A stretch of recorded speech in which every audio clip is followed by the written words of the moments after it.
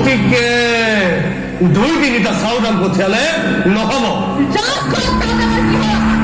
প্ৰয়োজন মতে বচা চাউদান খৰচকৈ পঠিয়াব লাগে।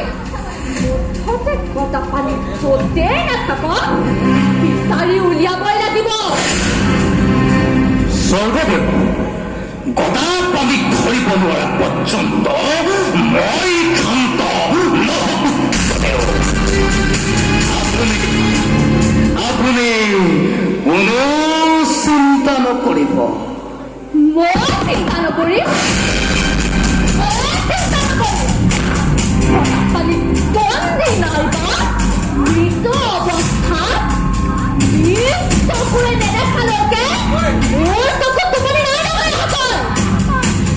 আৰু মই কাকো শান্তিৰে শুবলৈ নিদিওঁ।